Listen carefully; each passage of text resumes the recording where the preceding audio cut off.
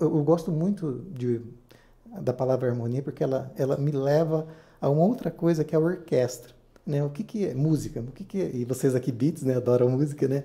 O que uma orquestra faz do ponto de vista do espectador? Eu sentado numa cadeirinha, um maestro aqui com sua baqueta e uma série de elementos com características, instrumentos de formas, de jeitos, um som de cordas, outro som de sopro. Mas o que o espectador está esperando aqui? Uma harmonia perfeita aos seus ouvidos. Só que de vez em quando o flautista não vai estar lá, ou ele vai ser substituído. Como é que a gente lida com este conflito? E se minha organização ela foi exatamente essa orquestra, essa sinfônica, e você empresário que está aí nos ouvindo, for esse maestro? E o seu cliente for esta pessoa que está recebendo, portanto, esta música. Esta pessoa vai saber que o flautista não veio? Possivelmente não. Por quê? Porque a equipe vai ter que se juntar para cobrir, para fazer um arranjo diferente. E normalmente é assim que acontece mesmo. Só que tem o baque inicial, o flautista faltou. Uhum. Não é aquela... O que a gente vai fazer? Então, esse estado de se reorganizar rapidamente é que torna uma empresa perene, sustentável. Vamos para frente. Então, é esse estado de consciência de novo. O agilista passa a ser um cargo estratégico. Ele não vai só levar o método por levar. Ele vai, como foi dito, exaustivamente. Ele vai identificar a dor, os pontos que criam essa dor e vai aplicar o método certo para a dor certa. Né? E muitas das vezes, o cliente, o telespectador, ele não quer só harmonia. Talvez ele queira se surpreender. Ele queira sentir algo que ele não está sentindo. E aí, será que não é hora da empresa se transformar?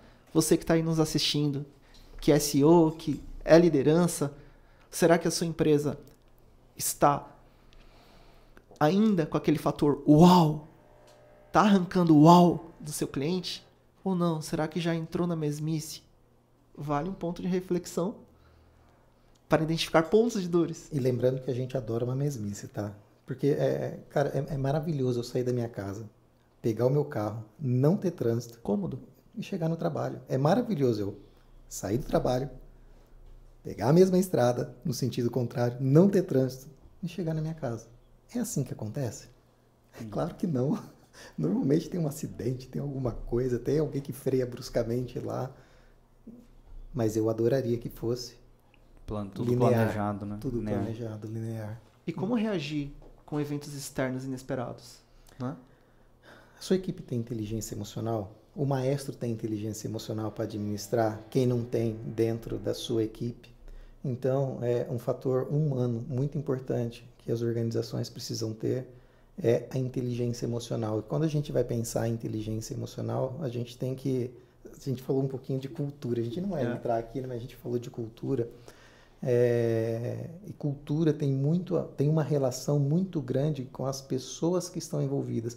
Em algumas empresas falam que a verdadeira cultura a gente só se encontra no café. Né? O restante é o resto, mas o café é a cultura daquela empresa. Aí você fala assim, já paramos para pensar sobre isso? Por que o café é a cultura da empresa? É porque é o lugar em que as pessoas são elas mesmas, muitas das vezes. Elas conseguem ficar mais à vontade, se soltar. Então, aquilo dali é um reflexo do que é a cultura da sua organização. Aí você volta para o trabalho, você tem ali, não é um líder, é um chefe, não é uma pessoa rígida, uma pessoa mais difícil, uma pessoa mais complexa e complicada, né? Que tem um comportamento ou uma inteligência emocional mais deficitária.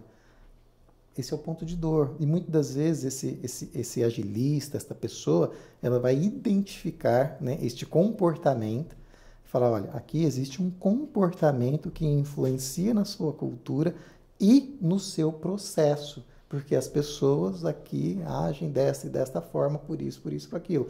E uma das decisões estratégicas, inclusive, pode ser, eu quero que minha equipe tenha medo. Existem empresas que a diretriz, né, ali é isso, né? A gente vai gerenciar aqui pelo medo. Existem outras não. Existem outros que falam, não, aqui eu prezo pela liberdade criativa, eu preciso que minha equipe se reinvente toda semana, né? Que ela tenha condições de ouvir a outra pessoa, porque ouvir é difícil. Nós estamos falando, né, de estado de consciência e gestores. O que acontece, Adriana, muitas das vezes, quando nós nos deparamos com uma situação com o saber dos dados, né? Vocês aqui, uma empresa baseada em dados, o que acontece quando você chega lá e fala assim, cliente, bom dia feliz aqui, tudo certo, mas os dados indicam isso. O cliente vai ter que tomar uma decisão. Tomar decisão significa que ele vai ter que fazer esforço, ele ou ela. A pessoa do outro lado vai ter que fazer isso, vai ter que se esforçar mais. A gente acabou de falar que a gente é programado e feito para não se esforçar, para não gastar energia. Não gastar energia, a gente quer poupar. Então, assim, você vai gostar de pessoas que meio que quase que o tempo todo tá falando assim, olha, vamos ter que gastar energia. Há uma tendência natural e clara de você não gostar muito dessa pessoa se você não tem um ambiente que a gente chama de ambiente psicologicamente seguro, ou seja, aquele ambiente onde eu posso propor e falar aquilo que tem que ser dito sem o medo de retaliações, digamos assim. Né? Então, por quê? Porque é um ambiente normalmente que existe uma política envolvida, existe uma vontade aqui, um desejo ali, e aí você não consegue desenvolver o trabalho que precisa ser desenvolvido. E essa é a dificuldade, muitas das vezes, do trabalho. Beats.